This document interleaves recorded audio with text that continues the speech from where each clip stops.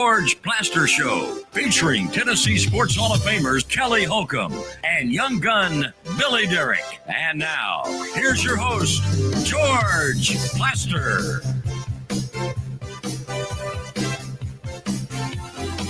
Hello again, everybody. Welcome in on what looks like a beautiful Tuesday. Not really sure weather-wise where it's going, but we've had rain, we've had sun, we've had something in between. And when we get this thing going here in a matter of moments, there will be a story right off the bat that at least shocked me when I saw it 15 seconds ago.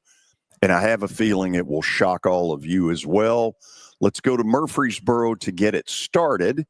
Say hello to Kelly Holcomb, who is sort of standing by. Kelly, are you there? I'm here. Are we good today? We good? Really got it all worked out? Yeah, we think we do. We think we uncovered earlier what was going on, but only time will tell. Billy, Billy, do you need me to be your agent, man, to use a little leverage against George here, get you paid a little bit more?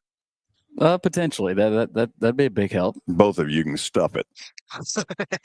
Billy, why is my screen frozen? Well, you're good. It's frozen for the moment on our end, but we're good. Okay. We can be heard, and excellent. We're seen. So okay. So we've gotten a little bit of Kelly's cynicism to start. There we go. Nice picture there. Do we begin the show with breaking news? Yes.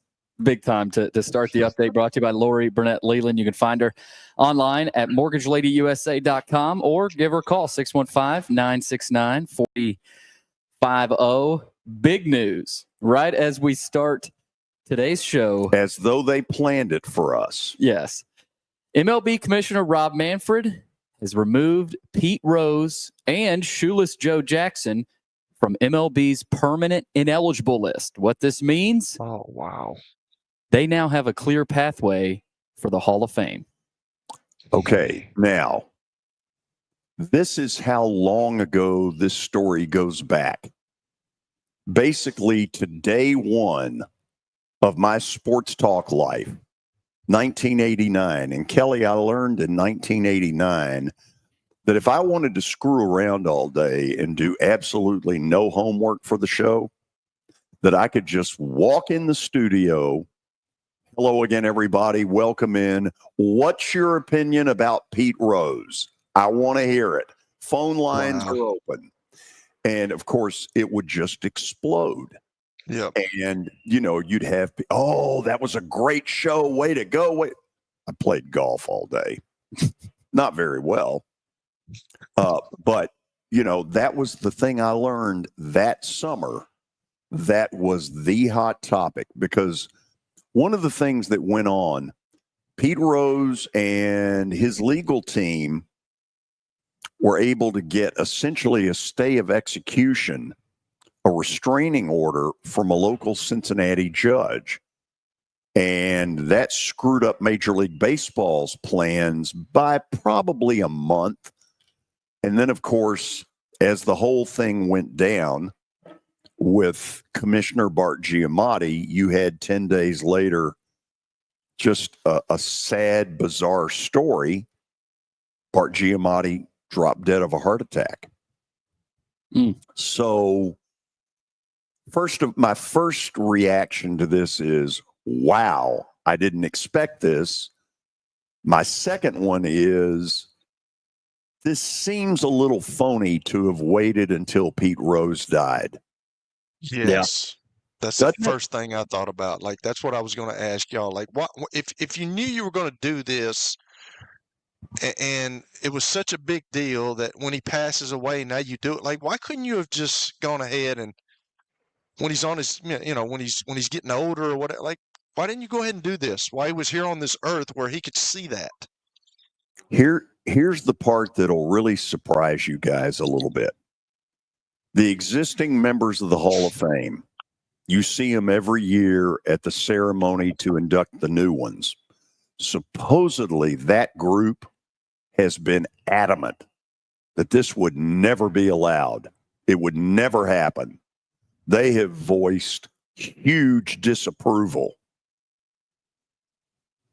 I wonder what they're thinking.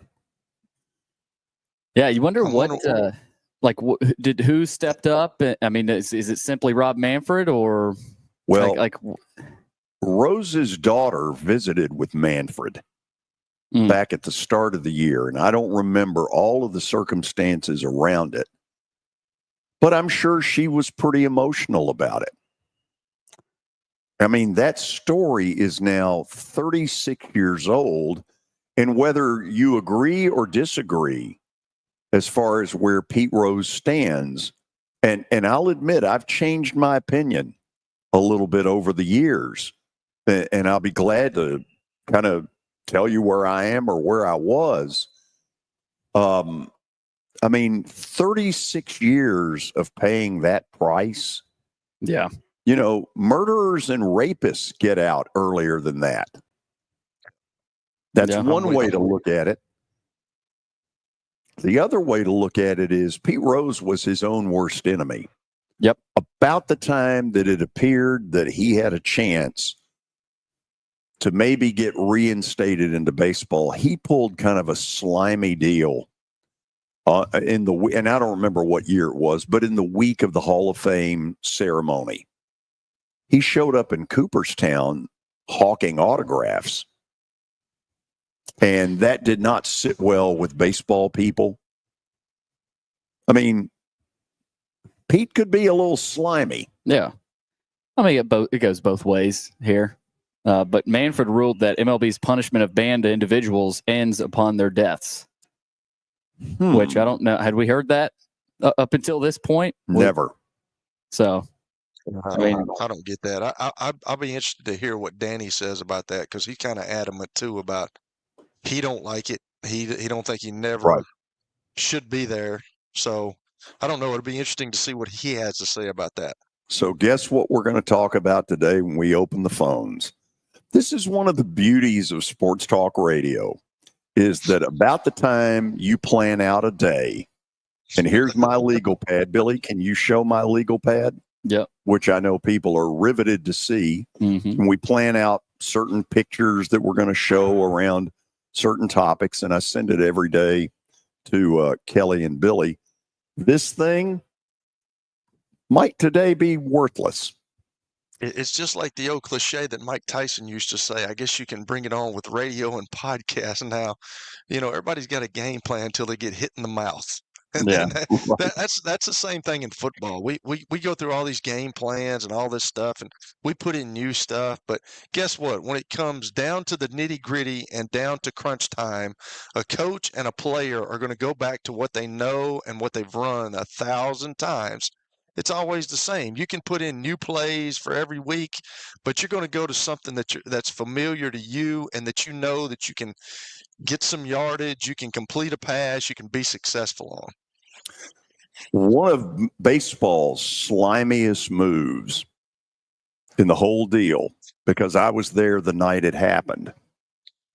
Major League Baseball got into some deal with MasterCard where they were going to name the all-everything team. And MasterCard obviously had paid dearly for it, and it was the night of Game 2 of a World Series from hell between the Braves and the Yankees. I'm sitting out in right field staring at a foul pole. This happened to be one year where the seats weren't very good. However, I need to be appreciative of the fact that I even got to ever go to a World Series, much less 6 of them. But anyway, Major League Baseball suddenly made an exemption because MasterCard wanted it. They were like, if we're going to do this team, we want Pete Rose there. Now, I will admit, if I were Pete Rose, I would have told the commissioner to take MasterCard and shove it up his butt. And shove it. Which is what he should have done. If I'm not good enough for you for the rest of the time, to hell with you. But he showed up at the thing, and he had a weird interview with Jim Gray that night. I know because I heard it when I left in the 6th inning with the Yankees leading 12-1. I remember is that still on video? Can you go back I'm and sure watch it that? is. Yeah, I'm sure it is. I think I've seen Anyway, you were nasty at that point, weren't you, George? I was pissed. But partly because Joe Biddle had goaded me 2 days before into saying that this was going to be a great World Series. That even though the Yankees appeared to have this stud lineup, the Braves had the starting pitching to go toe-to-toe. The problem was in the 8th inning of Game 1, when the Yankees erased a 1-0 deficit to take a 4-1 lead off Greg Maddux, I turned to everybody near me and said, this is going to be a sweep. Ladies and gentlemen, it was a sweep. Yep. You were right. So that's the biggest news of the day, man, so far. And we'll see. I mean, you'll wonder what the timetable is. When does Rose get the call? Well, when did, I guess, his daughter, do they call his daughter, you would guess? Well, I think one of the things that you're going to get is a backlash of, why didn't you do this while he was alive? Because that seems it does seem cruel, slimy. And this is one of those situations that everybody, even if you weren't a baseball player, has an opinion on. Everybody has an opinion on. Yeah, it's kind of crazy. So that's what we kick it off with. Some big news in the NBA coming from nothing bigger than that one. No, nothing bigger than that one. But the Mavericks won the NBA draft lottery last night. They earned the number 1 pick and the right to select Cooper Flagg, which they will do unless Nico Harrison pulls another Nico Harrison. Dallas had 1.8% odds of winning the number 1 pick. And the chance of the lottery resulting in the exact top 3 that it was, Dallas number 1, San Antonio number 2, and Philadelphia number 3, was 0.013. That is 1 in over 7,000 odds. Very similar to my grade point average my first semester at Vandy, which on a 3-point scale was 0.9. And I'll tell you, I bet your mama was pissed. We had a little session around Christmas without eggnog. I've never been more convinced that the NBA lottery is rigged. For them, I know. For them to trade the biggest star, arguably the biggest star they've ever had, to the Lakers, and then a few months later win the lottery with 1.5% odds. There's something going on. Well, I'll say this for old Nico. I wouldn't assume that this puts him back in everybody's good graces down there. Well, I mean, all of a sudden, you've got Cooper Flagg on your team. Well, sure. And that does sound fishy, Billy. That's fishy. I mean, and you also go back to 2020, the COVID year. The Pelicans traded Anthony Davis to the Lakers, and then they win the lottery with 6% odds. You do wonder. So, and there's some rumors that that Dallas could be after Giannis Antetokounmpo potentially. Yeah. So they better take Cooper Flagg. You can say that again. Because he's only, what, 19, 18? 19, I think. Might even be 18, yeah. You know, Giannis is over 30. Now, we Greeks age better. Sure. Yeah. You're so full of it, George. You really are. The Mavericks are feeling better than the Celtics right now. They are 1 game away from elimination after last night's loss to the Knicks. Jayson Tatum had to be carried off the court late in the game. It absolutely ruined what, you know, I've been rooting openly for the Knicks. I love the Garden. I love the spirit of their crowd. It's the best crowd in the NBA, and they were going nuts last night. They were loud. And all of a sudden that happened, and it just took all of the celebration away because you know full well, I'm not a doctor. I don't pretend to know what it is, but I'm pretty certain that he's not playing anytime soon. It looked like his Achilles. That's exactly what it looked like. Yeah.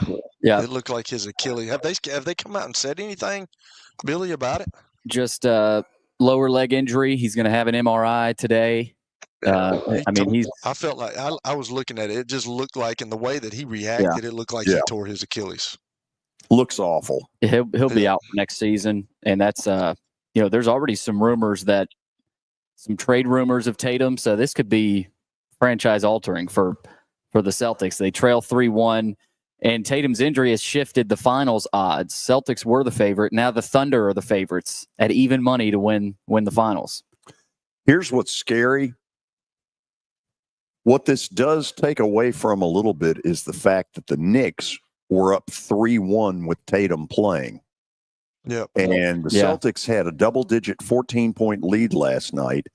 The Knicks were having a lot of fun in the second half, and I was in the den yelling defense. When the organist did defense, I was in there pounding away defense. They were that was the epitome of what you talk about with that atmosphere. Oh, it was unbelievable. That was awesome. Until the injury. Yeah. Meanwhile, another team having fun last night was the T-Wolves, and they take a 3-1 lead over the Warriors. They're good. Yeah. I mean, I like the T-Wolves a lot. I like what they have. Also, we got some college baseball news. The latest D1 baseball field of 64 projections are out. Vandy is a projected number 5 overall national seed, paired with 12 seed Oregon State. They've seen Oregon State in a super before, going back to the first time they punched their ticket to Omaha in 2011. But that's a tough regional that they're paired with right here. Louisville is the 2.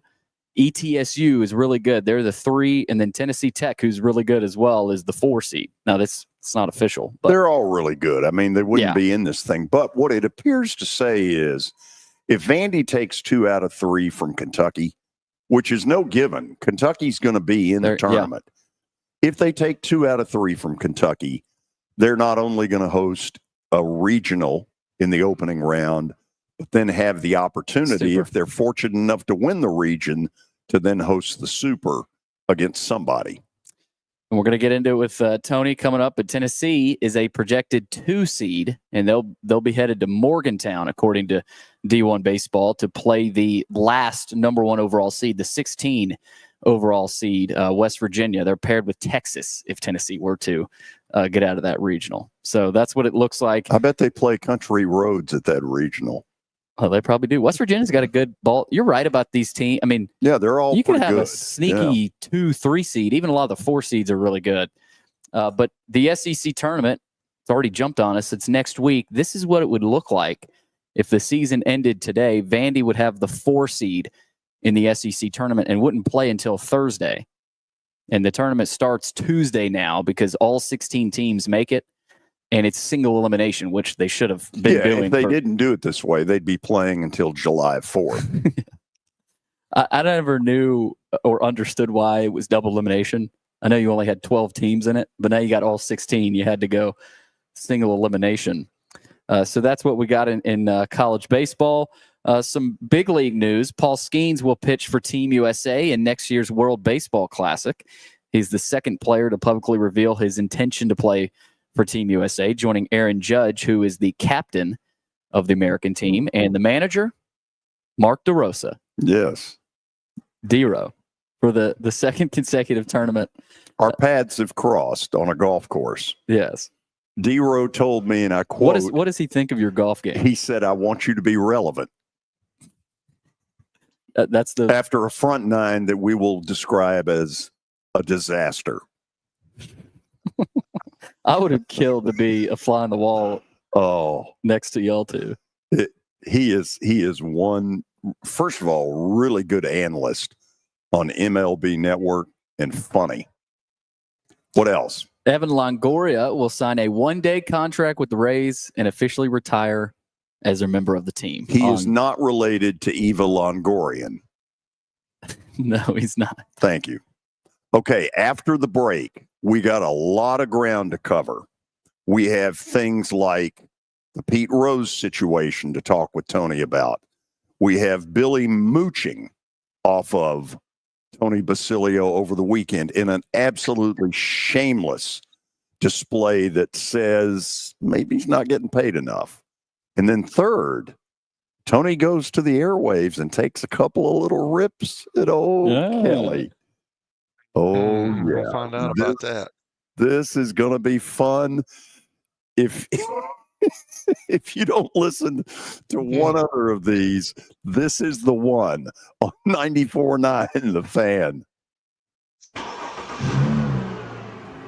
When I got my first car, my dad told me, keep the gas tank full and my number on speed dial. Now parents are telling their kids, save 615-242-9000 just in case. I'm Blair Durham. If you or someone you love is in a wreck, call us. We're here to get you the money you deserve. It's easy to say good things about the folks at Strike and Spare Family Fun Centers. Number one, I trust them with something that's near and dear to me, the Plaster and Friends Celebrity Bowling Night.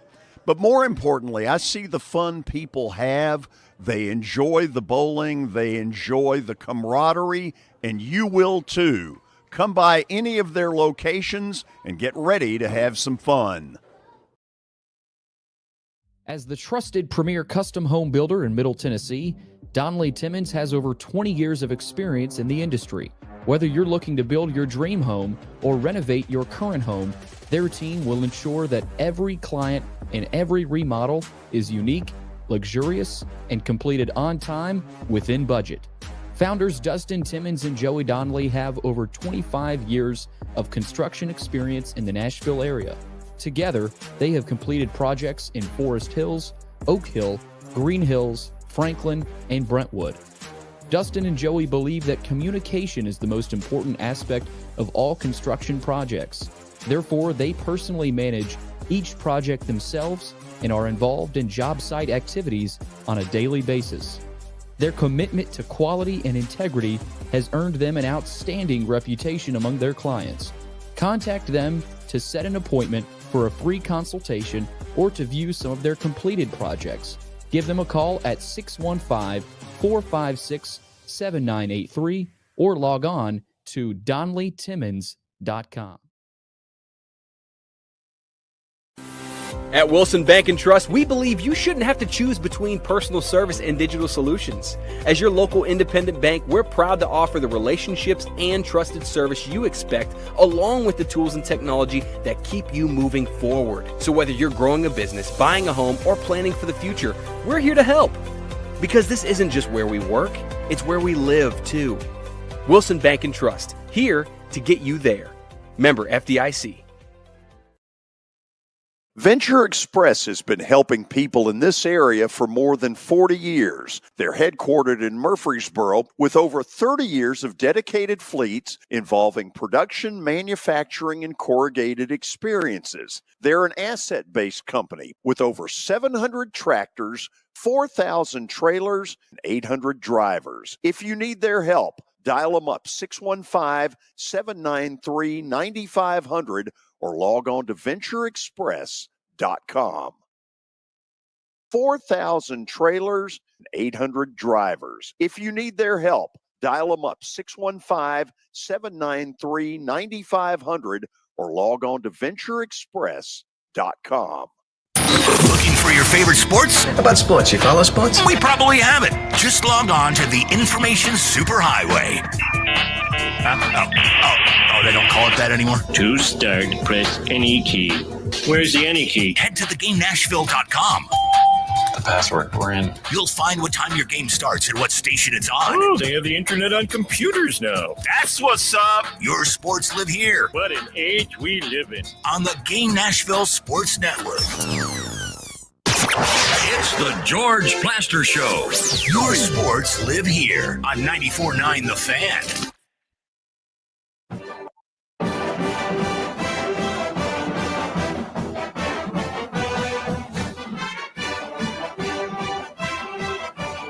So repeating the news, if you're just joining us, that broke about 20 seconds before we went on the air today, Major League Baseball Commissioner Rob Manfred announcing that Pete Rose and Shoeless Joe Jackson and other deceased players from Major League Baseball are having their names removed from the permanently ineligible list, meaning that Pete Rose, even though he may never know it, is a step closer to getting into the Baseball Hall of Fame. I mentioned earlier, when I first got in this business, this was the hot topic of the summer of 1989.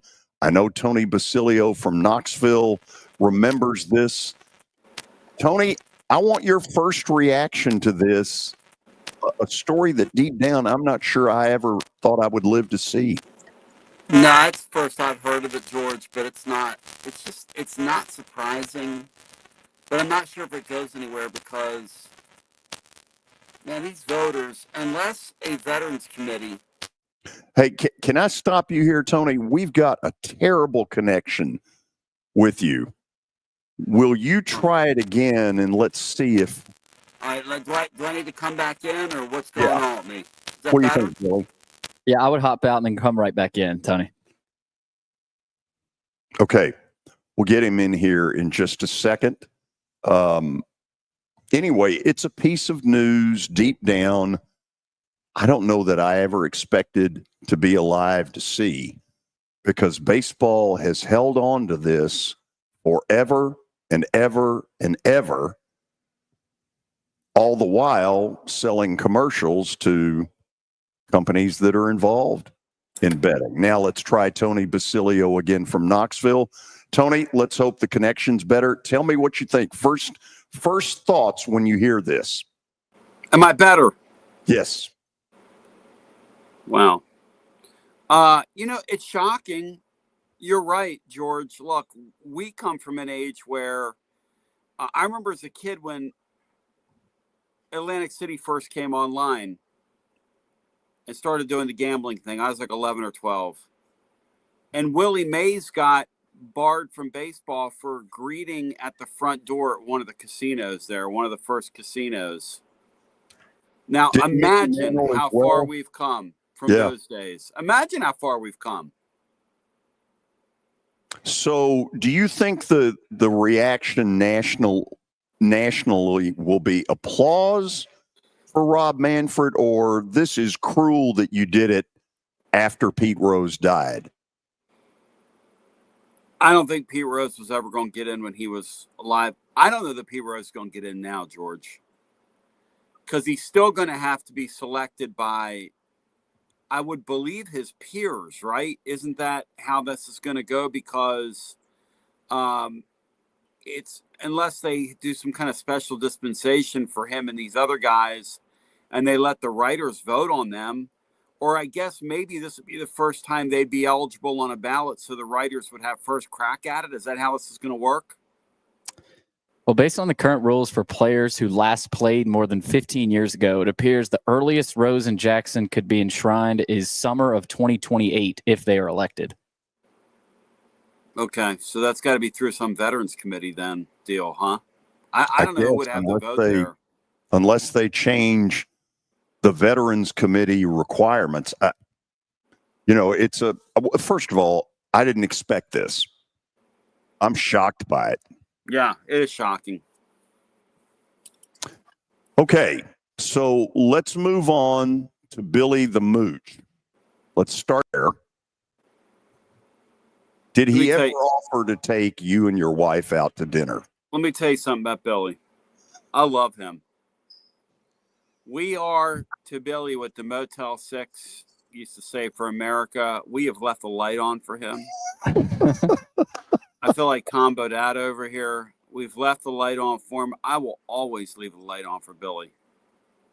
The light is burning bright. I'm going to tell you something. That is He didn't stay with you, did he? Did he stay with you, Tony? Yeah, all weekend. Oh, my gosh. That is one quality. I'm talking about a quality person, George. If Billy was a stock, I would buy him. After spending the weekend with that kid, that is a bright young man. Very impressive. Very impressive. You're under oath here. Gosh, Did he dude. ever offer to take you and your wife to dinner? George, I was really impressed with him. If Billy was a stock, I would buy him. He is a bright young man. And I'll tell you how conscientious he is. You know, these college baseball games take forever to play, okay? Billy texts me like 11:50 Eastern. He's like, I'm on my way back. I'm like, Billy, I'm laying in bed with a splitting headache. If you think we're hanging out like I'm some damn teenager, you're out of your damn mind, okay? Mandy just beat my team like this 6 ways to Sunday. They stole like 85 bases on Marcus Phillips. The last thing I want to do is sit around and talk about it with you. I'm in bed, you clown. See you in the morning. Wow, it seems like the tone has changed a little. All of a sudden. No, I love Billy. Now listen, Yeah. I think Billy's got a great spirit about him, and he's got when you're in the same room with him, Kelly will say this, he's got an undeniable presence about him. Kid's got presence. He's got game. You going to say that about Billy? You called him a clown. He's got game. He's got Are you out of your game. mind? No. He needs you to go get him a date, Hoss. He's got presence. Now, let's very quickly get Kelly and Tony talking to each other because there appear to have been some barbs tossed out. Where are we on that? Tony, here's the deal, man. All right. I'm hearing from a friend of mine that you've been talking trash about me on the radio. Oh no, the show's growing. And then there's a guy that texted in on YouTube yesterday and told us that you're talking a lot of trash. And then I hear that you call me a brain donor. Is that correct? No. It's not exactly. Is that not correct, exactly Tony? accurate. It's not accurate. Because listen here, I've told you before, I'm not scared to whip an old man. And when I see you, I might grab you. Kelly, I called you a living brain donor, not a brain donor. Oh, but listen, is that how I it only is? did it. I only did it in the context of what was the context? Your name came up. Love and respect. There is no Kelly. I'm a lot like you because I was telling Billy this. I said Kelly's the type of guy where if he's not kidding with you and picking at you, that means he doesn't matter. It means you don't matter. You're not in the room.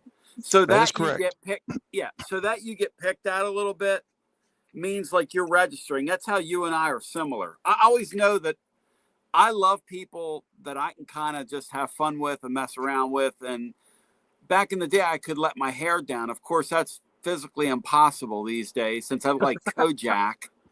But you are my boy, Kelly. You know that. You're my guy, man. Well, I just don't need people coming up to me saying, your boy Basilio's been talking about you. No. I don't need that. All right. If you're going to say it now. You know what I'm saying?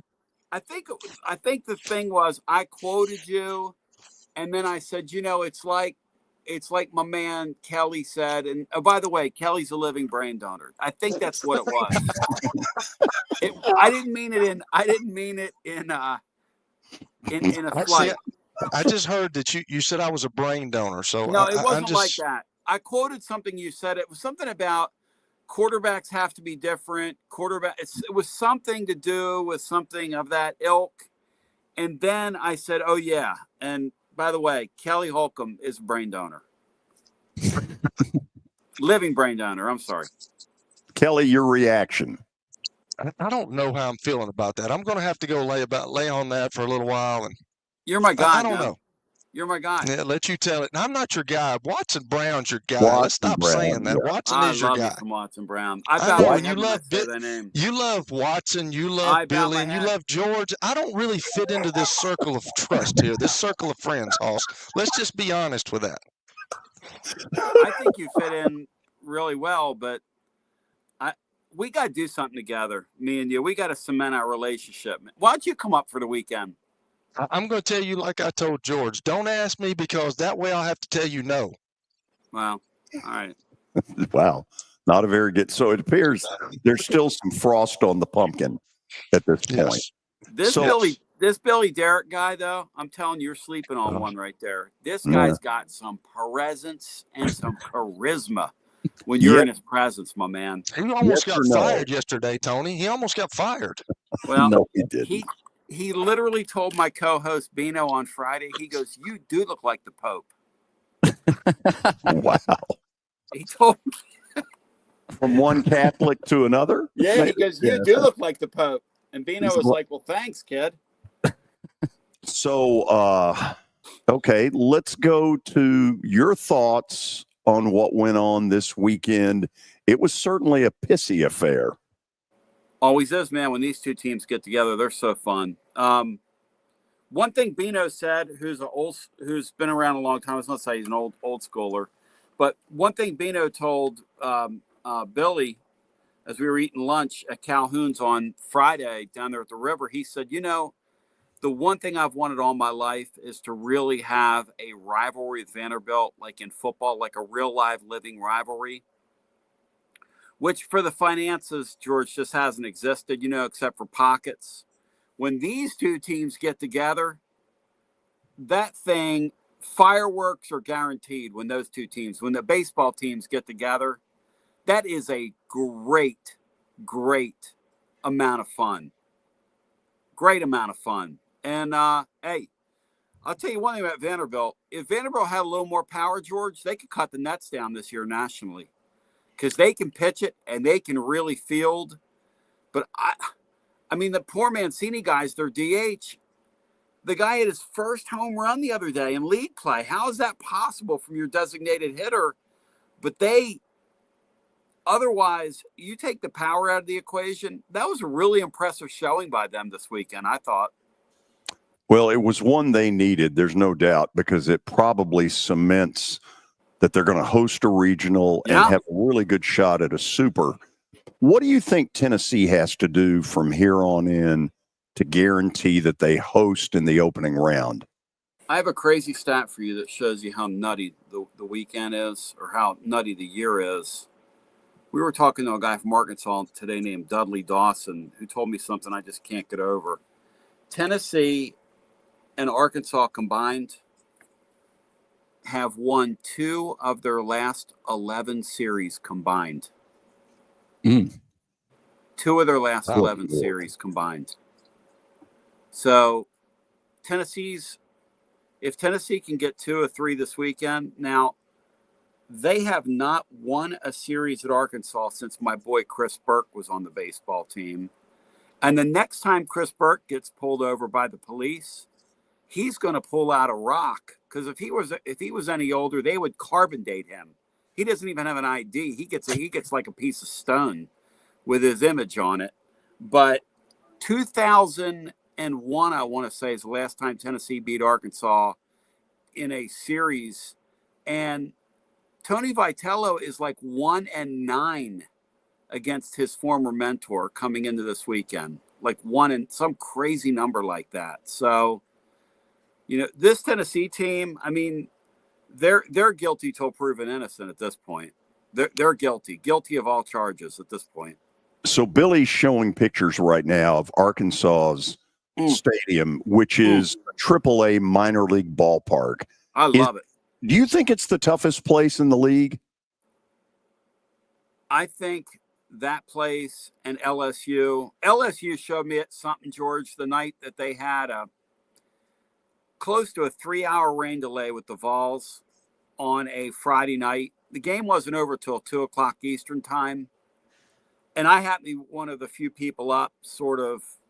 I fell asleep with the game on, and I fell asleep listening to it. So John Wilkerson woke me up with 2 outs, with like 2 outs in the Tennessee ninth. So I was up watching them make 2 consecutive errors to open the door for them and lose. But what stood out to me was there were still several thousand people in the stands. Yeah. It just, that whole slogan of it just means more. Yeah, it means more to the West Coast people, the traditional West Coast peoples who college baseball means more to. Me and Billy were talking about this off the air. Tennessee, because they've sold a bunch of their tickets and they've gotten very expensive with their seats, they've had a bunch of empty seats this year at home. It almost feels like Vanderbilt when you watch Vandy. Those West Coast teams, that's not the case. The Arkansas of the world, I mean, those people go. Dudley Dawson was telling me that the people at Arkansas, the old schoolers, George, got really fired up when they played Texas a couple of weeks ago. And that was Arkansas's win here in the last month and a half. And man, that was a scene. That was a scene in that building when Texas went in there. So, yeah. But it's been weird here, man. We've had empty seats, kind of like Vandy has empty. Like, it seems like the real money people that buy the tickets at the beginning of the year, it's like they can't be bothered to even, I don't know, distribute their tickets. I don't know. I don't understand what's going on, but that has gone on. So let me ask you this. Obviously, with the Pete Rose story coming out, we took way longer on that than normal. Yeah. Can I go to a break and bring you back up, and then you and Kelly can do some sparring and wherever? George, if you look at me, you can look very closely. I don't have anything better to do, man. Can I ask one last thing before we go to the break? Yes. Yes or no? Did Billy bring a resume to Knoxville? That's what I thought. Billy's resume, to quote the great Steve Spurrier, is in that trophy case. Yep. Wow. Speaks for itself. Good Lord. Just think if he'd bought him dinner, and you should have bought them dinner. You mooched off of them for 3 days. Yeah, Kelly, you agree with me on that, don't you? Oh, absolutely. I can't even imagine that you allowed him to stay under your roof, Tony. You did allow him to stay there? It's better than that. He slept in my son's bed. My son, my son's gone. I hope you didn't change the sheets for him. Yeah, absolutely. Are you kidding? And then after he left, we changed and fumigated. I believe it. We'll go to the break. Kelly Holcomb and Tony Basilio with a little bit of young William Derrick next on 94.9 The Fan. When I got my first car, my dad told me, keep the gas tank full and my number on speed dial. Now parents are telling their kids, save 615-242-9000 just in case. I'm Blair Durham. If you or someone you love is in a wreck, call us. We're here to get you the money you deserve.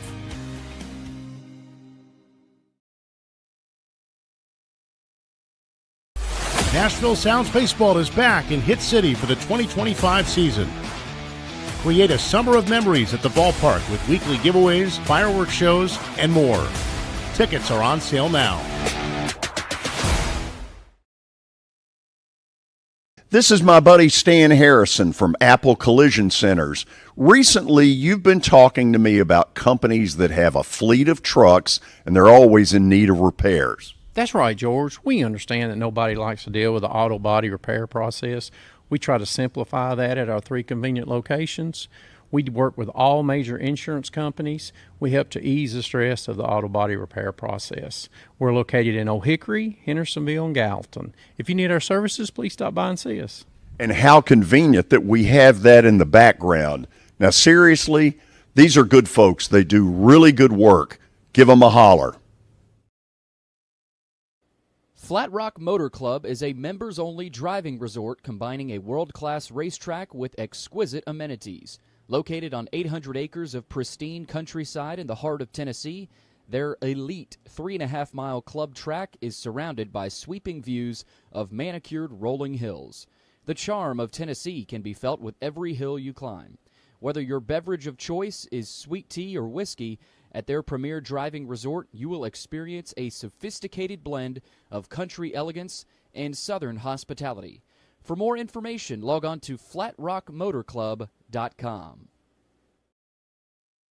Attention sports fans. The Middle Tennessee Sports Spectacular and Collectibles Expo is set for Friday, May the 16th through Sunday the 18th at the Farm Bureau Expo Center in Lebanon. Former Titans Javon Kearse, Albert Hainsworth, and Joey Kent will all be there, and we'll broadcast our show on Friday the 16th. Parking is free, admission is $10, and I can't wait to meet all of you in Lebanon. A lot of people want to define teams by singular performances. Sports. Did he not go back into the game after that interception? Let's get this turned around. And we're all saying, no, they don't. Here. You thought you were on your way. Your sports live here. On ESPN 94.9. The Fan. And the Game Nashville Sports Network. It's the George Plaster Show. Your sports live here on 94.9 The Fan.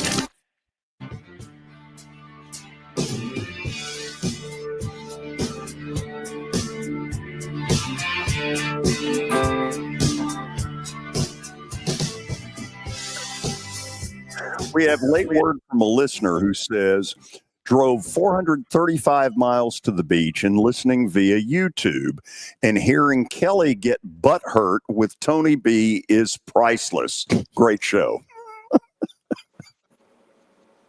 There you go. Hey, so Tony, tell me this. You got a little inside ball game a lot of times. You know Tony Vitello. He's had a really good team. He had a great team a couple of years ago. Last year he had a great team. What do you think he feels about his team this year? He's got to be just blown away by how they've performed, you know. And the thing about baseball is baseball exposes you. If you and when you're having a season like the one Tennessee's having, every button you push is a wrong button. So, and that's what happened to Tony over the weekend. Tony's had a year where, you know, generally when you have a knack and you're winning, which this guy has made it look easy, and it's not easy, but when he's making his quirky moves that he'll make, like every once in a while he'll go and get a pitcher and I'll be going, what's this guy doing? And then afterwards, if I'm exchanging texts with him, he goes, well, which one of us is coaching? And I'm like, well, you are, but I'm second guessing you because that's what we do. It's baseball. I mean, I'm allowed to second guess you. But he has got to be, because I stay away from it. If I ever text him, I stay away from what's going on because I don't want to get screamed at. But they've lost 4 home series, Kelly. That's impossible for him. His first team, when he inherited the group before him from Dave Serrano, who got fired, they didn't do this. I mean, this was not supposed to happen. It has really been a strange year. I mean, and tonight's senior night, and it's supposed to rain here.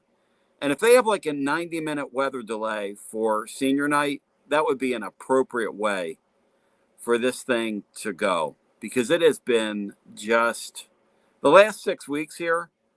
I'm a complete jinx, guys. I started a program out of here for our offerings called our Garzala Extra Innings with a young guy who played Will Heflin, who's a great up-and-coming broadcaster himself.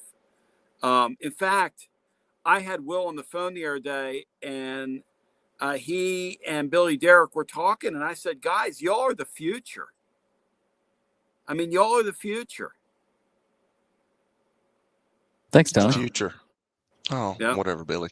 Hey, so let me ask you this. Like we talked about this with basketball, and you look at the top 25 and the SECs every year annually. They seem like they got great baseball teams. Yeah. Does the SEC tournament matter anymore in baseball? Because I ask you the same question in basketball. You know, I know that everybody has a great time when they go to Hoover, Alabama. I understand that. But, like, are you just trying as a coach, trying to keep your kids from not getting hurt? Or, you know, does it matter? It's going to matter to a team like Tennessee this year because if they can go to Arkansas and show a pulse, say they win a game, they might have to win 2 games in that deal to shore up a host spot. The problem with hosting is going to be for Tennessee now, and anybody that was in their spot was gonna find this, is that there's so much SEC fatigue around the country that they're going to want to disperse the host spots around to the 16 teams and try to, I'm not going to say geographical integrity, but try to make everybody feel like they're a part of it all. Because really, how many teams from this league, if you let it fall that way, how many teams from this league could host, would host, should host? 10? Yeah, exactly, George. Exactly. And so they're not going to do that. So, it might matter to Tennessee, but ordinarily, no, George. Ordinarily, if you're in a spot of one of the halves, it's going to matter to Tennessee. It's going to matter to Texas A&M. It's going to matter. There's some teams it's going to matter to this year. Tony, I want to ask about your thoughts on, we saw Andrew Fisher after his home run on Sunday talk to every Vanderbilt infielder, and obviously Corbin and Vandy's bench didn't like it, but that's nothing new from Tennessee, but that's how they would motivate themselves in years past. After something like that, good luck to the other team. I mean, it's over because they bombard you after a moment like that. And Will's been talking about this. You've talked about it. There's no momentum that's ever carried over after big things that happen like that.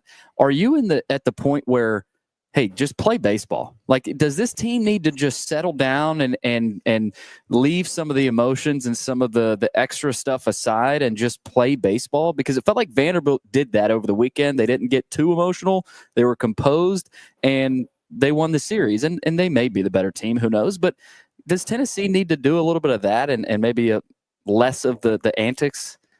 No, if anything, I don't think this team has any edge at all to them. So, if anything, college baseball to me, play with some edge. And if that means talking, talk. If that means don't talk, don't talk. Kind of be yourself. This team doesn't have it. And you know what? When you win a national championship the next year, many of these teams don't get back. They don't get back. In fact, they don't even make it back to the tournament. In many years, like 50% of the teams don't even get back. So by getting to the postseason, you've already accomplished something. I think the most this team can accomplish, I said this a couple weeks ago, I've just come to this conclusion, and I haven't seen a draw yet, which is a silly statement to make. But if this team gets to a super regional, that's an accomplishment in my mind. If these guys get to a super regional, that would be an absolute accomplishment. And one of the things that you guys have up on the screen is Tennessee, the number 2 seed in Morgantown. Hey, if you can get out of that region and you can get over and take on Texas Longhorns in the next round, more power to you, man. Be a nice season for this bunch after winning it all last year. You're just not going to stay at the level they were when you lost all the players they lost. And I know this team started at 20-0, but hey, sometimes you just got to face facts. And this group right here, they just don't have whatever it is. It's hard to put your finger on that, but they just, to this point, don't have it. Okay. And that's okay. And that's okay, by the way. You ready for fill in the blank? Fill in the blank. The Stanley Cup champion this year will be George. I'll tell you this, that Carolina team is really good. Defensively, first of all, they're incredible in their building. I've got a Maple Leafs banner pennant that I put up. I'm cheering for them. Look, I'm a Flyers fan. All of our glory days, George, exist in grainy video. All of their glory days exist in black and white. They haven't won the Stanley Cup since like 1961. Okay. Now that's a group of people that deserve something to happen. If they can get by this bunch here that they're playing, they're going to get to the finals. I think if they can get by, Florida. I want them to win it. Who's going to beat Edmonton's my question. Now, on the Eastern time zone, those games start way too late. They are putting a smoke job on that Vegas Golden Knights team. And I didn't think that was going to happen, George, to this extent. Did you? They beat them like they were mad at them last night. They beat them pretty good last night. Okay. So there's bound to be one person in Middle Tennessee who's never heard your show before. Yes. How do they come around to hearing it? Shout out to that one person, tclub.team. To that one person, I'll say this. If you like the NBA, good for you. It's sports entertainment. It's about as real as WWE wrestling, in my humble opinion. That draft lottery thing that they had last night, if that's what you want to call it, is a total farce. But you can hear us at tclub.team that the NBA sent Luca to Los Angeles and then did that franchise a solid by giving them the #1 pick. Wrestling. That's all I got to say. Kelly, am I lying? Fishy. Am I lying, Kelly? A little fishy. It was a little fishy. There's no question. Little fishy. Kelly, are y'all boys again? Oh, I've always been boys. I just wanted to, raise a little ruckus here. Right, and you did. You did. Hey, Billy, absolutely. Hey, Billy, tell your buddy, whoever was talking about me, tell him to kind of keep my name out of his mouth, and he and I will be cool too. Love y'all. Thanks, guys. Oh my God, I knew it would be funny. It was even better than I thought it'd be. After the break, we'll have stat of the day. We're 1-0 this week for the first time since Millard Fillmore. Wow. See, I called him Willard a few weeks ago. That's not right to disrespect a former president. Speaking of presidents, Pred's president, Sean Henry, will join us to start the 4 o'clock hour. And then when we open the phones at 4:25, I'm going to want your reactions to a story I never honestly thought would happen. Pete Rose and Shoeless Joe Jackson removed from baseball's permanently ineligible list. This is 94.9 The Fan.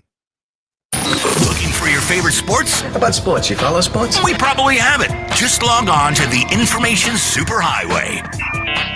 Oh, they don't call it that anymore? To start, press any key. Where's the any key? Head to thegamenashville.com. The password. We're in. You'll find what time your game starts and what station it's on. Oh, they have the internet on computers now. That's what's up. Your sports live here. What an age we live in. On the Game Nashville Sports Network. Ponzi Law is the only injury law firm with the Crash Cam Network, capturing accident footage on highways across Middle Tennessee. Injured in an accident? Call Ponzi Law. We offer a no-fee guarantee, and for over 30 years, we've been helping injured people just like you. We've been voted best law firm multiple times. I'm Michael Ponzi. If you've been injured, call us today at 615-244-4321. Ponzi Law, justice for all. It's the Electronic Express huge Memorial Day sale. Get up to 40% off 4K TVs, home theaters, and Bluetooth speakers. Up to 50% off appliances, housewares, and mattresses. And up to 30% off desktop computers, laptops, and smart home devices. Plus, save up to an additional $1,200 on eligible items. 24 months free financing? We've got that. Shop the Memorial Day sale in store or at electronicexpress.com. Your sports live here. WBUZ HD3 Laverne. All around the world on the Game Nashville app. We are the Game Nashville Sports Network. ESPN 94.9 The Fan. A Cromwell media station. It's the George Plaster Show. Your sports live here on 94.9 The Fan.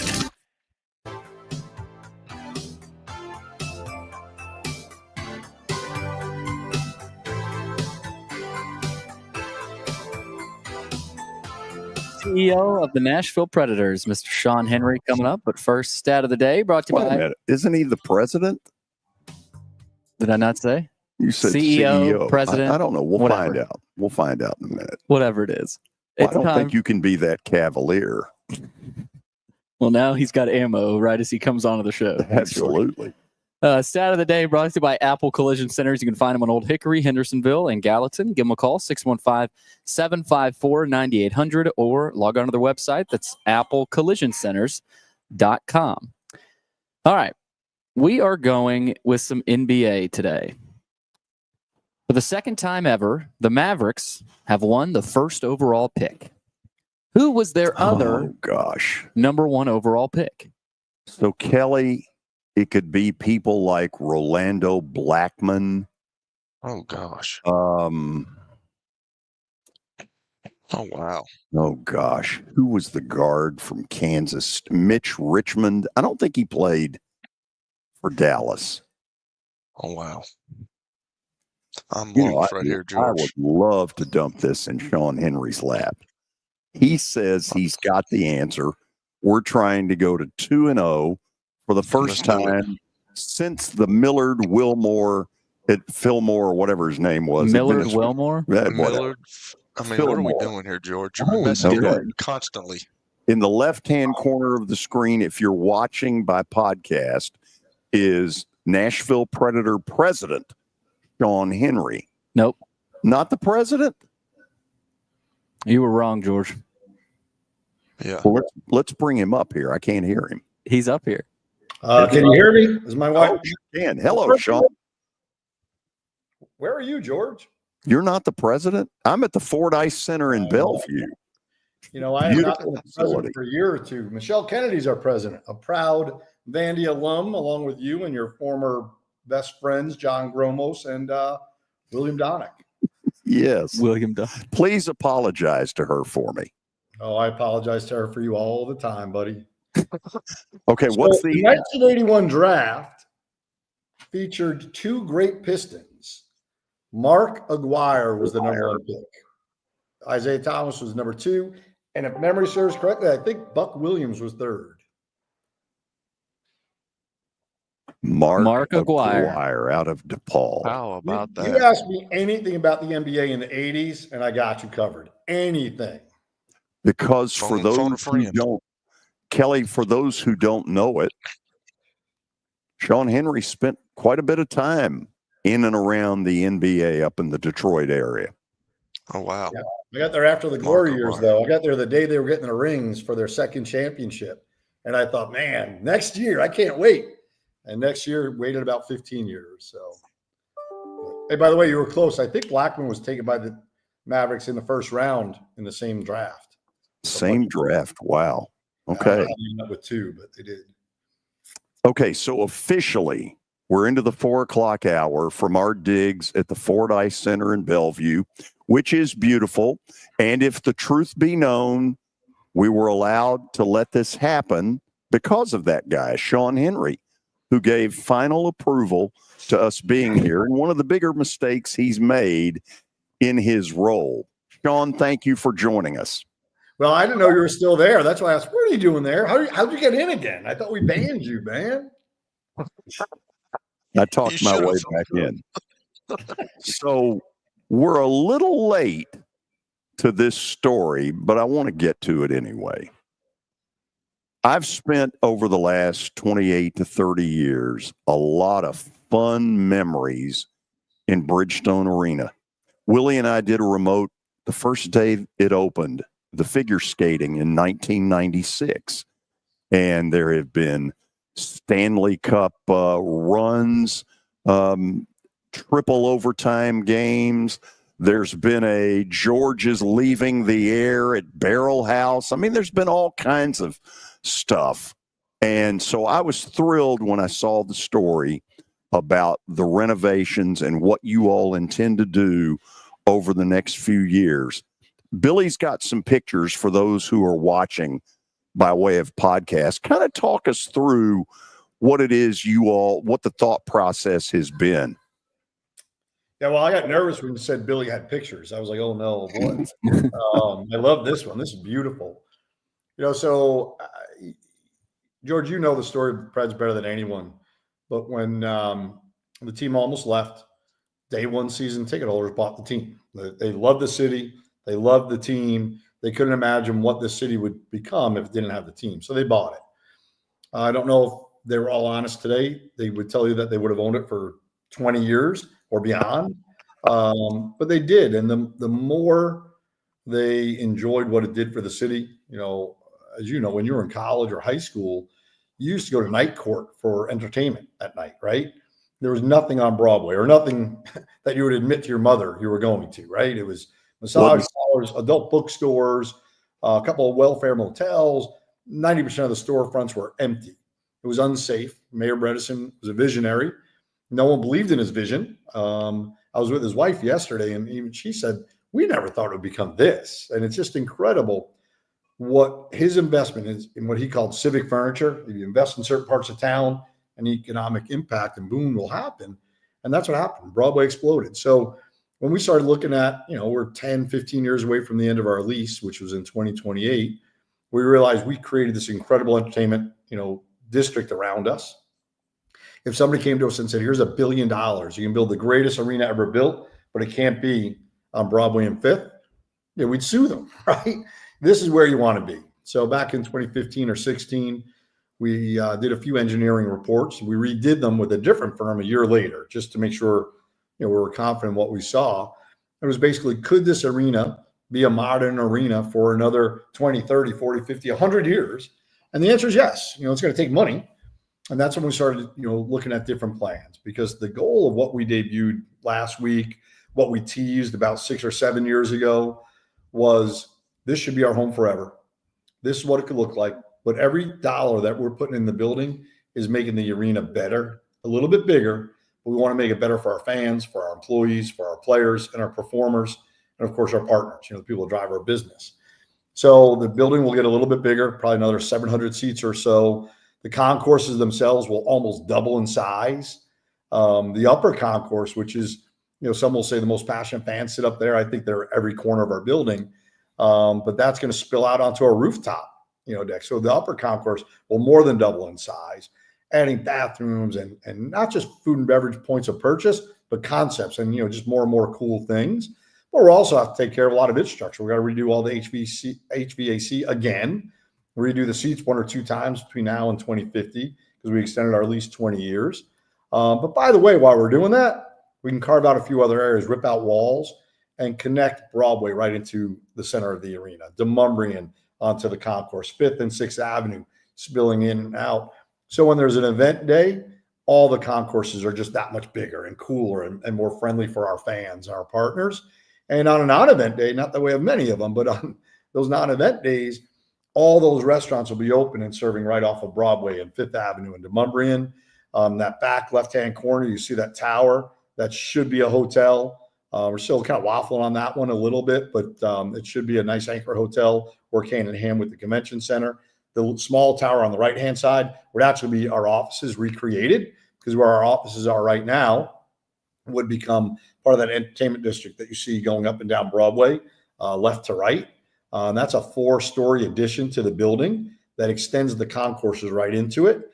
What's nice about the decline or incline of Broadway from 6th to 5th is you can end up with 3 street entrances, one at 6th, one in the middle between 5th and 6th, and then the main plaza becomes an inner road, very similar to 5th and Broad across the street. So what you see now with our current plaza and then the doors, picture those doors going away, and that outer plaza then just continues under this new canopy we create, and you see that colorful Loyal Legion. That's all video that you're kind of walking underneath. You can see how the concourses pull out right out onto 5th and Broadway. The iconic tower that is kind of a symbol of our building, we bring that out a little further, reconstruct it to a degree, but keep the homage to really Mayor Bredesen's vision. But you can see you're building some video and marquees in there, but also a stage right there. So when we do watch parties down Broadway, or Good Morning America is here for the CMA week or CMA awards, or ESPN's doing the bracket show after the SEC tournament, that studio is right on Broadway now. I don't know what other pictures you have, but the main entrance almost slides down into the middle of 5th Avenue. So now it opens up to the park. By default, that park becomes our front lawn, if you will. We'll have a video board up there as well. So when we're doing watch parties in the park, it comes right from our building. We don't have to be so temporary. But we're adding about 180,000 square feet of new space, for the arena. That's 4 acres of land. I mean, it's a staggering amount. We'll excavate under the arena more than it is right now, almost doubling our event level space, which then allows us to, even though we're putting $10 million in our locker room this summer and rebuilding it, when we get done with this, the locker room will be 3 times the size it is right now and truly be the best in the league. And that's what we're going for. We want to make sure that our team and our fans are in the very best venue in the entire league. All told, this with the hotel, it'll be close to $1 billion investment. The best part about it is nothing will come from the general fund. Nothing will come from anyone's property taxes or any of that. It all comes from user-generated funds from within our building. We're proud of that. We took ourselves out of the city's general fund about, 10 years ago. We invested $120 million in the building already. And, over the next 20 years, another $1 billion will go into it. And I'm excited about it. My granddaughter's 2 years old. We have a grandson on the way. And I want them to sit with their grandkids in that building and point up to the multiple Stanley Cup banners and be like, yeah, your great grandfather worked here. Or, my son and his wife, their first date was in that building. And I want them to tell that story like my grandparents told me about Coney Island. Entertainment and sports are multi-generational stories. And as you know, I don't like the Red Sox. I don't like the Cubs, but I'm envious of them as a Yankee fan, that we had the best stadium in the world and then we tore it down. Fenway and Wrigley are as modern today, more modern today than they were when they were built, and they're over 100 years old. I mean, that is where your great grandparents, went. That's you think about the memories that you have with your own family and what you did. Sports are about telling those stories generation after generation. You look at some of the best venues in the world, they don't get torn down after 20, 30, 40 years. You invest in them and make them modern. Madison Square Garden is almost 70 years old, and they did a very similar, they did a 5-year renovations. Ours will be about 3-4 years. And Madison Square Garden is as modern today as it ever was. And that's what we want with our building. I had a group from the NBA walk through our building yesterday. We gave them a tour. And so they represented every team in the NBA and then about 10 people from the league. And they were all just blown away that our building is almost 30 years old to begin with. And they're really, really excited about what's to come. So it's exciting. It really is. It's in incredible shape for all of these years. Kelly, I'm going to turn to you in a second. But I remember the day Peter Heidenreich gave me a tour. The arena was not totally finished. They made me wear a hard hat. What they wanted out of it was me to go on the air and say, hey, y'all haven't seen this, but, and I remember saying, maybe I don't fully appreciate it, but the building of this building is going to be a game changer for our city. And Kelly, I probably understated it. I don't know that I really appreciated what it would ultimately do.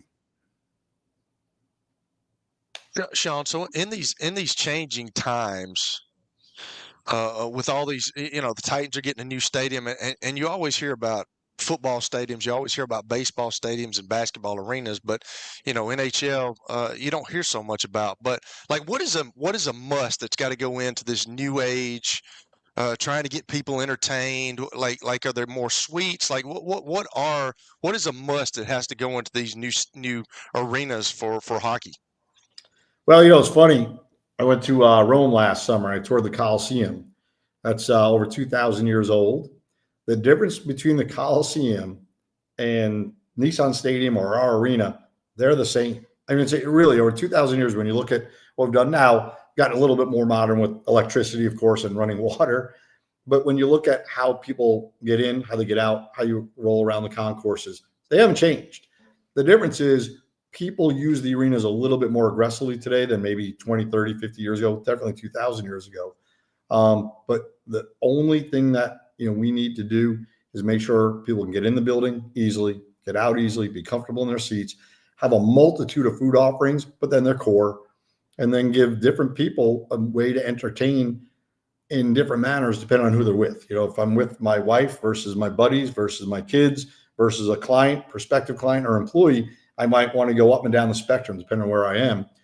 So when you look at what I always think is a fault of the 1990s of design of venues, it's the club level, whether it be our club level or the Titans club level. It was a weird thing. It was supposed to be like the greatest luxury in the world if it was ever really built out that way. So what it really is a secondary viewing area. The lower bowl's slightly better for certain shows than the club level than the upper bowl.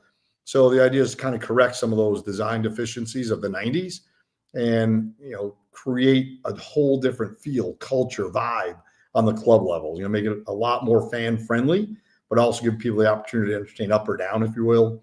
The upper bowl, some of your most passionate fans will sit up there. You want to make sure that you're giving them ways to communicate differently, get in and out differently, and to enjoy the space. So it's redoing all the food and beverage, future-proofing it to a large degree. I think it's probably the most important thing for our building. It's a fairly small building. I think the third smallest in the NHL or the NBA. And so we're going to grow that by 700 or so seats, but not traditional seats. It'll be like a standing room only club on the above the upper bowl. We're going to add a whole ring for a press box, something that we don't have right now. So you regain those seats that it takes up now. And then on that same press level row or gondola, we'll be adding, about 1,000 seats up there. Most of them standing room only, but then 3 or 4 rows of really cool, seats. But it's It's about connecting more. So allowing people to use the building a little bit earlier in the day, a little bit later at night. But the center of it all is the team. I mean, everything this is about the Preds and serving our fans in the most aggressive manner. So I think it's hard to say what is the must-have. No different than what the Titans are doing with the new stadium. The new stadium won't function very differently than the old one. It'll just be a little bit more modern. And the traditional, you have to have X 120 suites that hold 20 people. That's getting modified a little bit. Maybe you do a few fewer suites with a few more group gathering areas. But these renovations really started a few years ago when we built the MGM Sports Lounge. This summer we built the California Closet Studio, introducing a few different new ways for fans to entertain. So it's about being flexible. It's about being open, but most importantly, future-proofing it. And again, I'm just so proud. Like George said, in 1996, the building opened, and ideally in 2066, people will still be going to Bridgestone Arena and saying, "Man, I cannot believe this building is 80 years old," or whatever age it would be.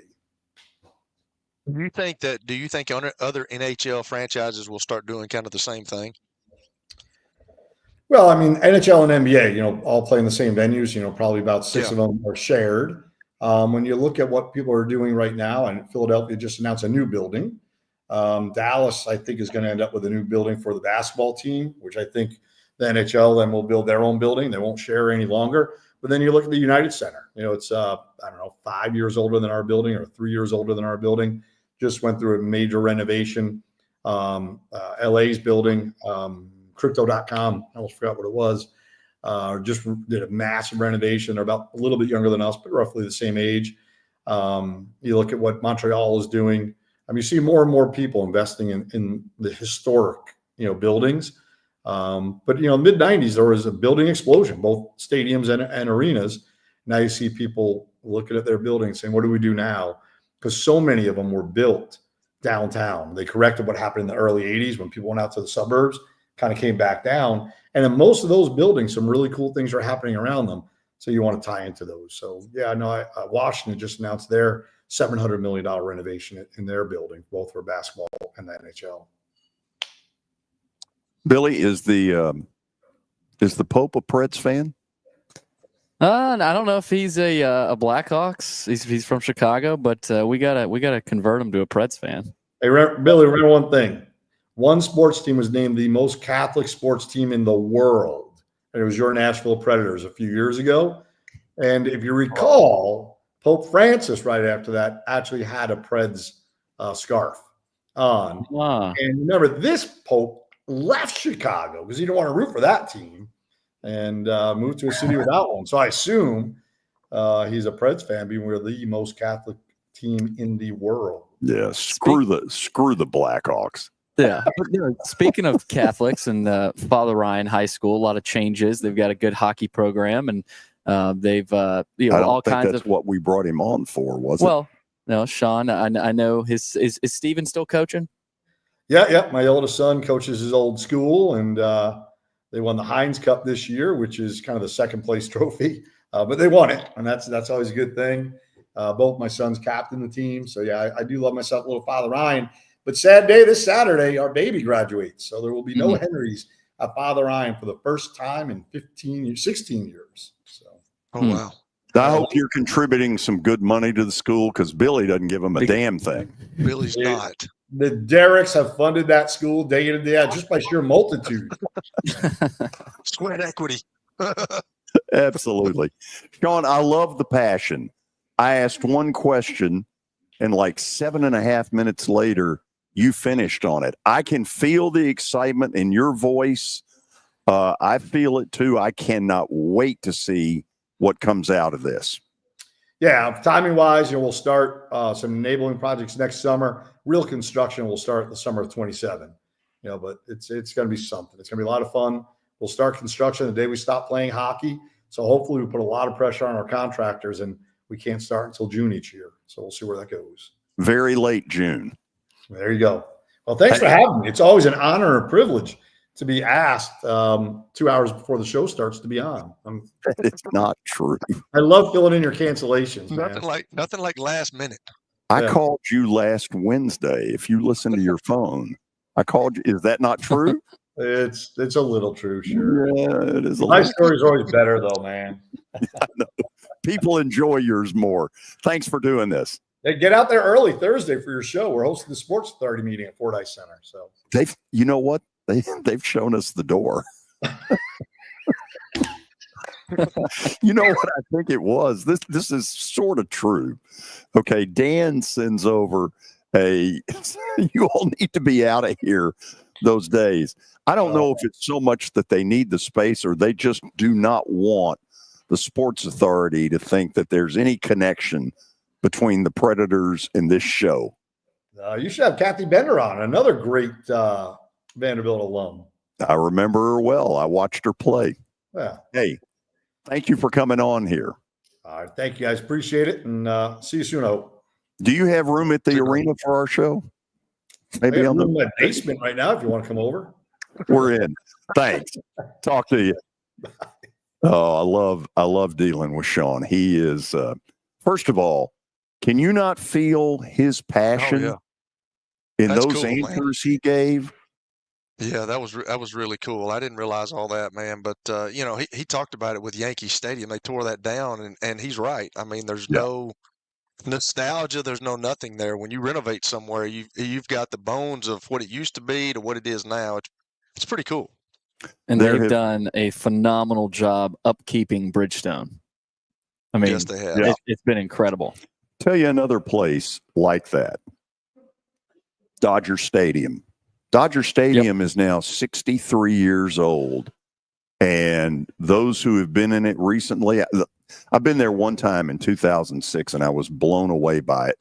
So this is music to my ears that they're keeping the basic Bridgestone arena while making, positive additions. Okay, let's do this. This is not the way I thought it would be today, but 20 seconds before we went on the air, the bulletin broke that Major League Baseball Commissioner Rob Manfred is removing Pete Rose and Shoeless Joe Jackson from MLB's permanently ineligible list, which means that's a huge step closer to both of them ending up in the Hall of Fame.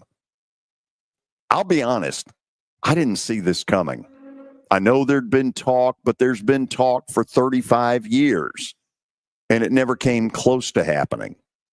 So here's what I want, because this goes back to when I first was a sports talk show host, 1989, young, thin, even dumber than now.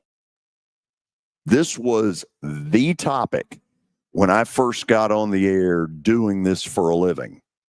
I want your reaction. Do you agree with the decision? Do you disagree with the decision? Do you find it cruel that baseball waited until Pete Rose died to do it? I want to hear from a bunch of you. 615-553-0933. Again, 615-553-0933. I know we've gotten reaction by way of text. Billy, how else can they do that? Chat room is open on YouTube, Twitter, Facebook. If you're on YouTube, it's just to the right of the screen. Easy to see, easy to type in your questions. On Twitter and Facebook, just swipe up at the bottom of your phone, however you're watching, type them in, and we'll get them over. 35 years later, we're having this discussion again. This is 94.9, The Fan. When I got my first car, my dad told me, keep the gas tank full and my number on speed dial.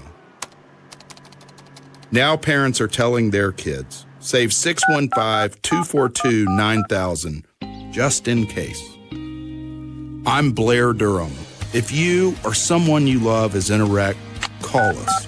We're here to get you the money you deserve. It's easy to say good things about the folks at Strike and Spare Family Fun Centers. Number one, I trust them with something that's near and dear to me, the Plaster and Friends Celebrity Bowling Night. But more importantly, I see the fun people have. They enjoy the bowling, they enjoy the camaraderie, and you will too. Come by any of their locations and get ready to have some fun. If you are paying too much for your health insurance, you know what? You need to contact the folks at Pancoast Benefits. Pancoast works with businesses and individuals to tackle the high cost of health insurance. Whether you're a business owner, large or small, self-employed, between jobs, or over the age of 65 and in need of a Medicare plan, Pancoast can help. They make understanding your benefits less difficult and more personal. So check them out today, pancoastbenefits.com, or call them at 615-292-3400. Flat Rock Motor Club is a members-only driving resort combining a world-class racetrack with exquisite amenities. Located on 800 acres of pristine countryside in the heart of Tennessee, their elite 3.5-mile club track is surrounded by sweeping views of manicured rolling hills. The charm of Tennessee can be felt with every hill you climb. Whether your beverage of choice is sweet tea or whiskey, at their premier driving resort, you will experience a sophisticated blend of country elegance and southern hospitality. For more information, log on to flatrockmotorclub.com. At our next home game on Saturday, May 24th at 5 p.m. at Municipal Auditorium against the Oregon Lightning. To buy game tickets and Cats merchandise and find out how to get involved with the Cats, and certainly to get tickets to our next home game on May 24th, please visit NashvilleCats.com. Hope to see you at the Cats Party Memorial Day weekend. Claws out. Flat Rock Motor Club is a members-only driving resort combining a world-class racetrack with exquisite amenities. Located on 800 acres of pristine countryside in the heart of Tennessee, their elite 3.5-mile club track is surrounded by sweeping views of manicured rolling hills. The charm of Tennessee can be felt with every hill you climb. Whether your beverage of choice is sweet tea or whiskey, at their premier driving resort, you will experience a sophisticated blend of country elegance and southern hospitality. For more information, log on to flatrockmotorclub.com. Looking for your favorite sports? How about sports? You follow sports? We probably have it. Just log on to the Information Superhighway. Oh, they don't call it that anymore? To start, press any key. Where's the any key? Head to thegamenashville.com. The password. We're in. You'll find what time your game starts and what station it's on. Oh, they have the internet on computers now. That's what's up. Your sports live here. What an age we live in. On the Game Nashville Sports Network. It's the George Plaster Show. Your sports live here on 94.9 The Fan.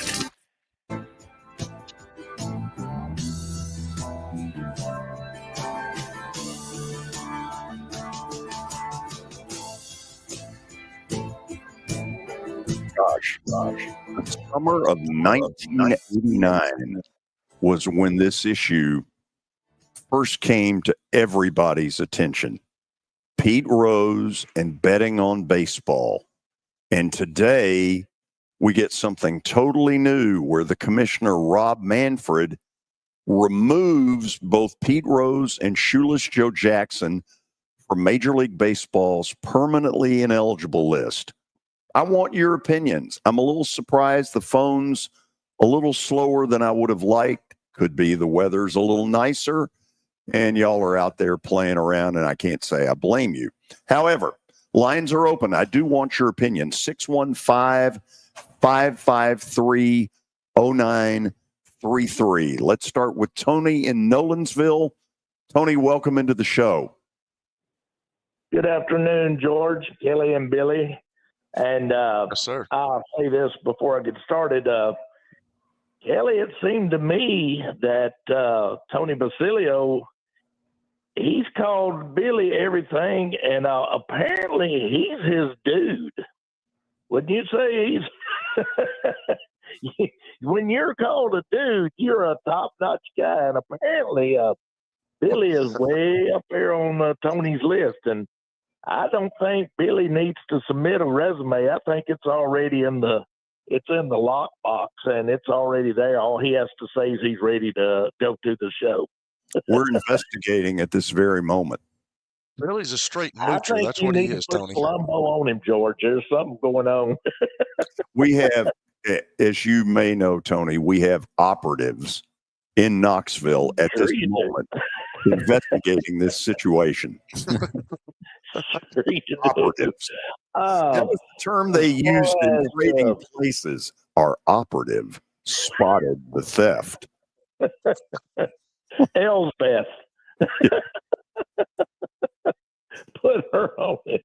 So as you were saying. As far as the Pete Rose Jackson situation, you're still going to have the purist, the traditionalist, which I fall into that category. But when I see in sports today, you go to arenas, you go to ballparks, and they're promoting gambling, and they use it in their commercials. When they do that, to me, that's removed any and all reasons why to keep Pete Rose and them out of the Hall of Fame. Because if they're going to start using it to promote the game, then I don't see why it's why you can hold them out from it. George, you've said for many years it would be when Pete Rose died. That's when they would bring down the banning, and you've been right on that. And that's the thing with that. I think that's cruel. It really is, but that's the old. You got an old guard of a lot of them that's still the old columnists and the people that did the voting. You can see them in the back room, Kelly, with the smoke-filled rooms, cigar smoke, and making those decisions. And that's what I just think that's those guys that's made that, and it is. But that's where they are today with it. Speaking of Sean Henry, when he first came here, I met him when he first came here. If you remember, I've told it before. I worked in a government office that we had for 18 years, Metro government, in that same floor, right there down one hallway. And I've met a lot of the Predator staffs.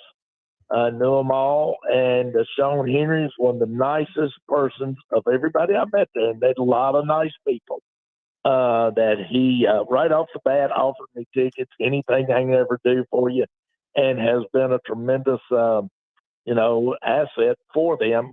And to see that building to continue to grow like it is and expand, that office, government office, was actually, they left there this past year. So where they were at, there's going to be a lot of where the renovation is taking place also. But for 18 years, met a lot of nice people in there and a lot of good people. And I wanted to say that. I've always thought, Tony, his strongest suit to me is standing out in front of that big concourse and just saying hello to fans. I've watched him do it. He really connects with people. It's one of his strong suits. Absolutely. And reminded me a lot of Larry Smitho, how he used to go around Sounds Greer Stadium, thanking everybody for coming out. When you get on that type of personal relationship with your fans and your customers and whatnot, it'll sure carry you a long way. That's no doubt. The one thing I want to touch on this baseball stuff, kudos for Vanderbilt. They're playing lights out right now. Seem to be playing some of their best baseball right now. But George, there's another school that's doing real well. They don't get the attention, but Austin P, which is my alma mater, guys are 40-15, I think, 40-13. They still got to take care of business and win their tournament. They're in the A-Sun. Yeah. They play Lipscomb this week here. And Roland Fanning up there has got this team going. This is the third year, and America needs to see this team because they play some good baseball. They got a lot of players that were on their team from a lot of top D1 teams, that have left. Even had one of the top Tennessee players that left up there. George, he was the pitcher 2 years ago. Billy, do you remember him? Yeah, is it Ethan Smith? Say it again. Is it Ethan Smith? Is that who it is? No, it wasn't Ethan Smith. No, it was the top UT pitcher 2 years ago, and then he left last year. He was signed going to go to Austin Peay, and then some come up. He did not go to Austin Peay. But they have assembled year after year, the last 2 years, of putting a lot of portal players together to play at Austin Peay, and they've won a tremendous amount of games, regular season championships. But, they've got to take care of business when they go down to Florida. They'll be playing down at Stetson, which is another good ball team. They've just got to win the A-Sun tournament in order to get into the tournament. I saw where Tennessee Tech was projected in East Tennessee, and I was just curious if Austin Peay won their tournament and won the A-Sun. One thing I saw, Billy, at one time, they were projected to go to Coastal Carolina. But I just wonder if they would come here to play Vanderbilt, being they were not on their schedule this year, if that would happen. So, and it saves you a lot more transportation money. That's true. And it is called a regional for a reason. So. Yes. All right, guys, I'm going to leave you alone. Good show today, but wanted to just say that about a couple of those guys. Thank you. Tony just hit on it. He's right about Austin Peay. They've got a really good team. They're 23-4 in the A-Sun. They got Lipscomb this weekend. Lipscomb's pretty good too. They're fighting in the A-Sun. Stetson is the projected winner of that conference, so they're the team that is slotted into a lot of the projections. But Austin Peay's got a really good program going. Okay, give me before I go to Bobby in Bellevue. Skip Nipper is one of the great baseball historians in this city, and he put one out there for us a few minutes ago that I knew nothing about. One of the go ahead, Billy. I was just going to say Gene Paulette, one of the players on the list, is Paulette, who once played for the Nashville Vols. He was the first player to ever be banned. I had never heard that. But you know what? I'm not about to challenge Skip, because when Skip puts it out there, and look at, for those of you who are watching, who are listening, if you get a chance later, Billy has a shot. This is old Sulphur Dell, isn't it? Yep. That's as good a shot. Look at that incline in right field. I'd never seen that. And I love the huge walls in the outfield. I mean, there's no shot of robbing a baseball in that park, but I love these old pictures. Great stuff. Bobby in Bellevue, you're up next. George, the Braves are one game under 500. Yes, I'm aware of that. Just want to make sure. A couple things. I appreciate the show. I mean that. What y'all do, talking about this local sports, talking about Vandy, it means a lot to us old timers. And I just want to say thank you for that. Now, thank you. Spread the word. Remember Shoeless Joe. Well, thank you, George. I appreciate you doing this. I don't remember Shoeless Joe Jackson. George, you would. George would not. I don't know exactly what he did, but I think they should get in the Hall of Fame. Pete Rose may have done some things off the field not right, but he did things on the field right. My type of baseball. He hustled. He played ball. And so I hope he gets in. I'm excited about it, and I like moving forward on that. Talk about Vandy UT. Vandy plays it right. I don't like the way UT does. It's a good rivalry for everyone in Tennessee, although I think Tennessee is the worst thing that's ever happened to our state with that orange color, but that's just me. But I hope baseball moves forward. And also, you talked about the Savannah Bananas, George, but one thing you didn't talk about is they lost the game. They lost to the Party Animals. I enjoyed it. I don't know if I would go all the time, but it was something different. But they lost. I appreciate what y'all do. And go Braves. Talk to you later, George. Hey, Bobby, hold on a second. Where did you sit at the game Saturday night or the show? I think we lost Bobby. We lost him. Bobby's gone. Bobby's gone. Bobby, do me a favor. Call back in and let I'm just kind of curious. Let the board op know what you paid for your tickets and where the seats were. I'm just kind of curious because I think it's fair to say it was a $5 million gate. We had somebody yesterday in the comments that said he paid, what was it, $140 or something like that. He wasn't real happy with. Secondary market, if you will. Yeah. Okay.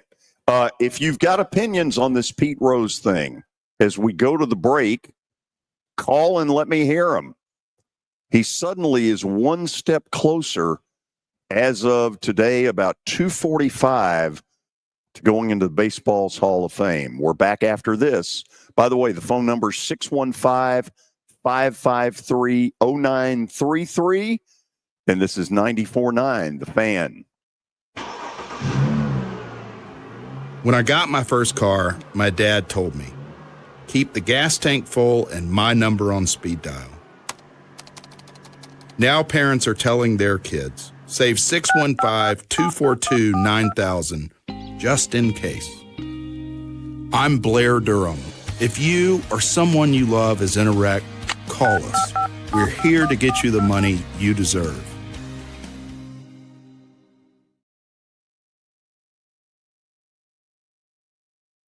Nashville Sounds Baseball is back in Hit City for the 2025 season. Create a summer of memories at the ballpark with weekly giveaways, fireworks shows, and more. Tickets are on sale now.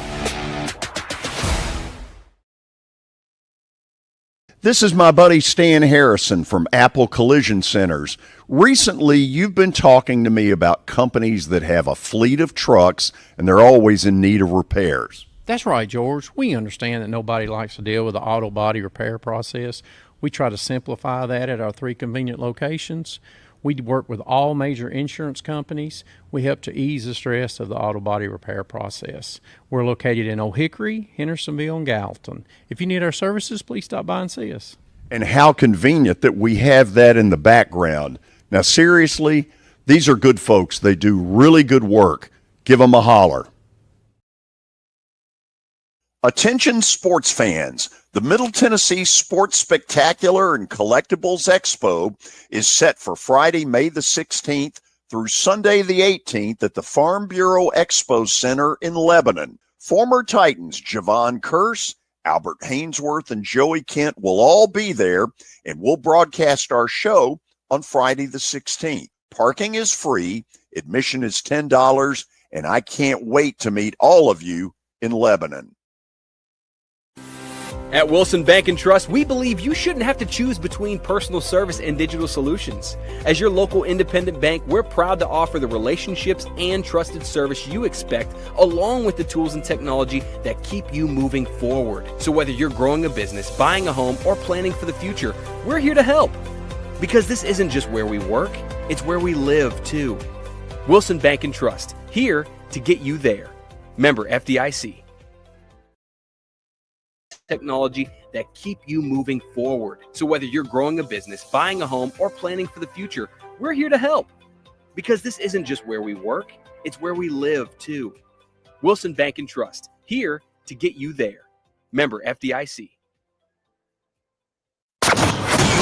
Two total screw-ups of humongous proportions. Sports. We're not living in an era where perfection is necessary.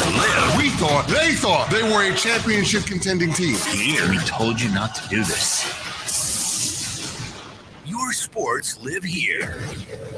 On ESPN 94.9. And the Game Nashville Sports Network. It's the George Plaster Show. Your sports live here on 94.9 The Fan.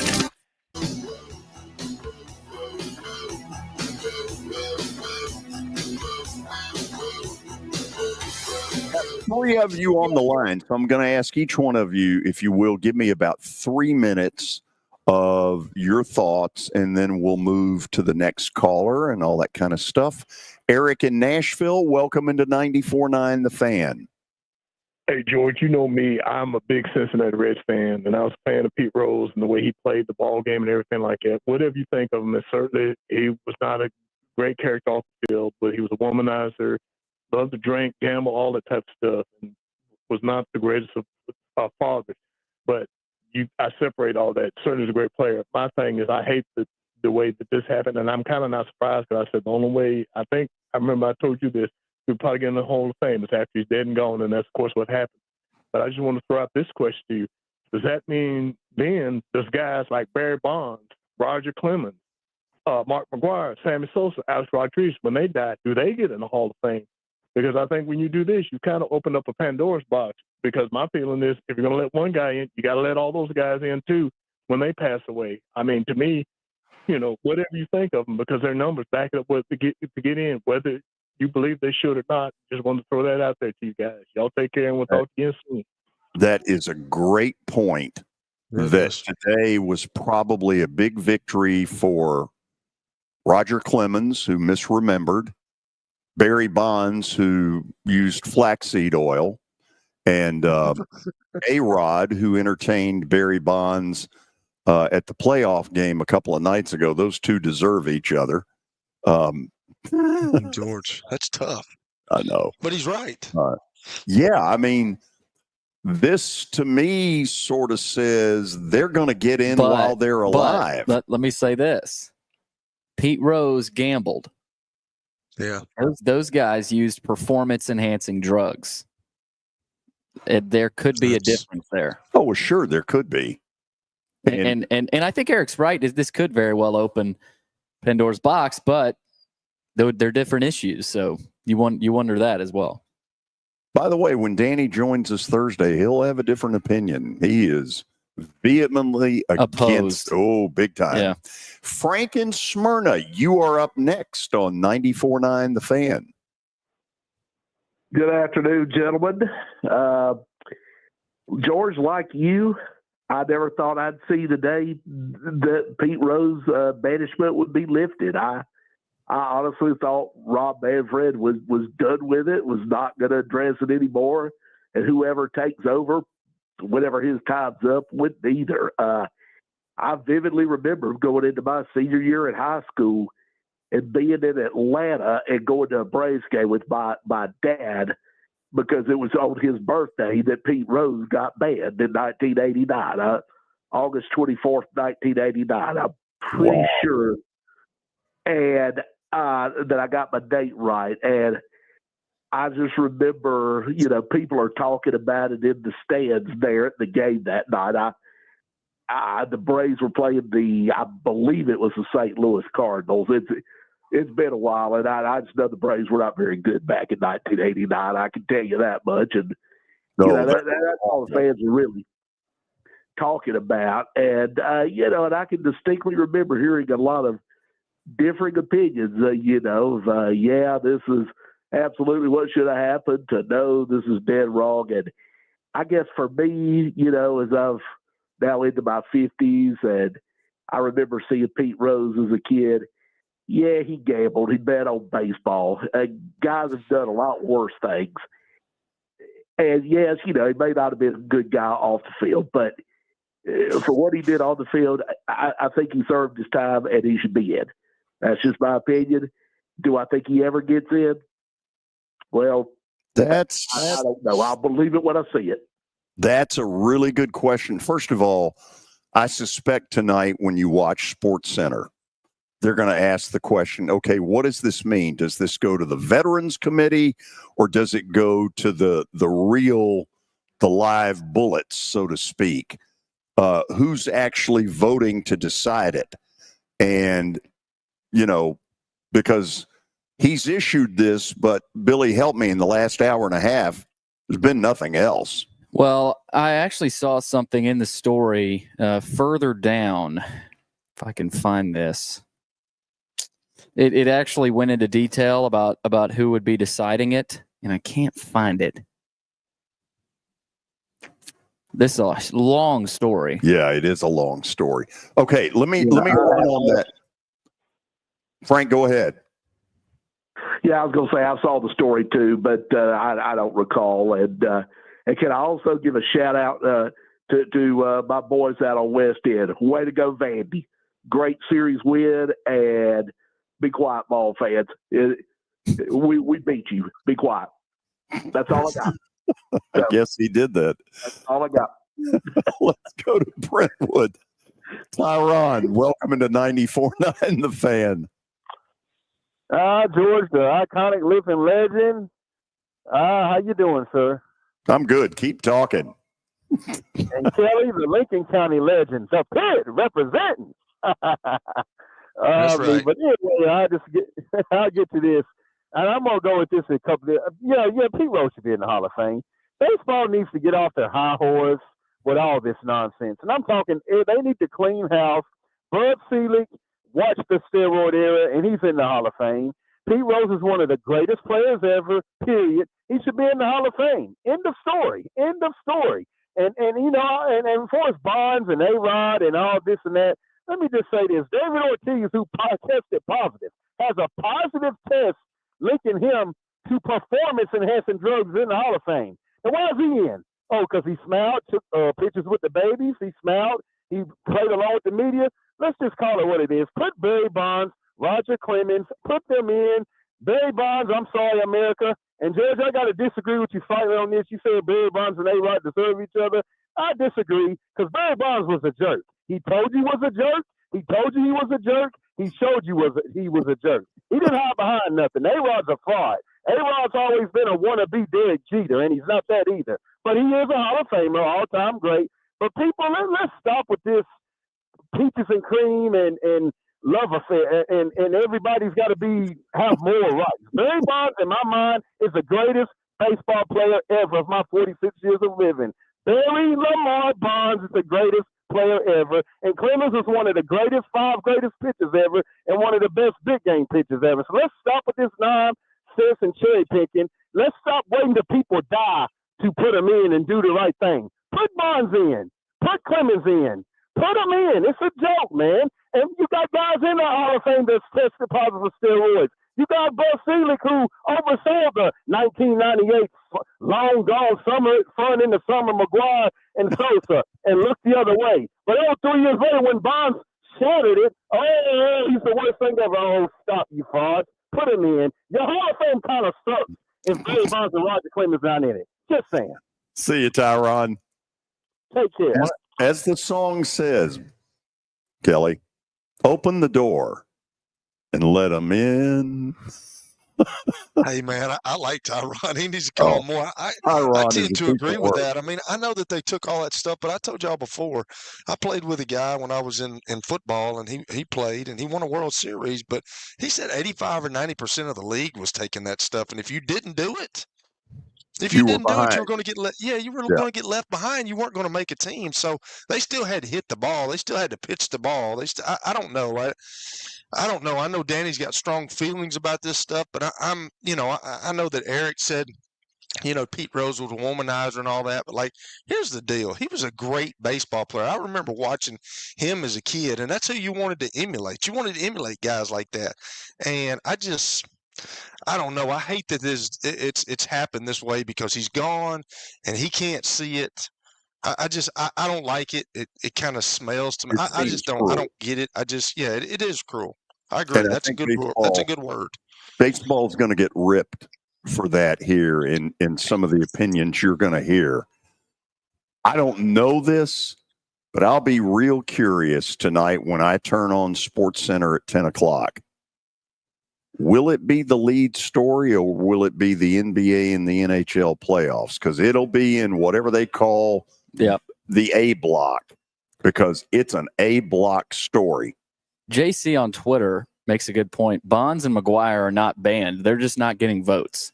Right. So that's Right. That's another difference there between those guys and Pete Rose, for anybody that forgets. McGuire ultimately did apologize later. Barry's head got bigger than Bridgestone Arena. It did. Good gracious. We're back after this with, guess what, Kelly? Plaster bet of the day. A commitment to one of two things, excellence or losing. Right now, the correct answer is B. This is 94.9 The Fan. Looking for your favorite sports? How about sports? You follow sports? We probably have it. Just log on to the information superhighway. They don't call it that anymore? To start, press any key. Where's the any key? Head to theGameNashville.com. The password. We're in. You'll find what time your game starts and what station it's on. Oh, they have the internet on computers now. That's what's up. Your sports live here. What an age we live in. On the Game Nashville Sports Network.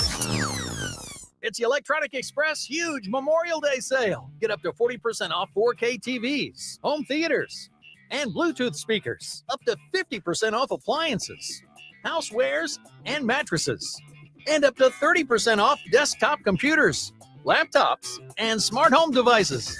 Plus, save up to an additional $1,200 on eligible items. 24 months free financing? We've got that. Shop the Memorial Day sale in store or at electronicexpress.com. The 4th annual 615 Open, presented by Gary Force Acura and Cromwell Media alongside partner Fox 17, is coming back to Hermitage Golf Course May 29th. Join us for a day of golf, great food, and huge prizes from local businesses. All the support Folds of Honor. This amazing organization provides scholarships to families of fallen and disabled service members. Be part of the fun with some of your favorite radio and TV personalities, and you never know what surprise celebrity guests will hit the links with us. Registered now to play or sponsor at 615open.com. It's the George Plaster Show. Your sports live here on 94.9 The Fan.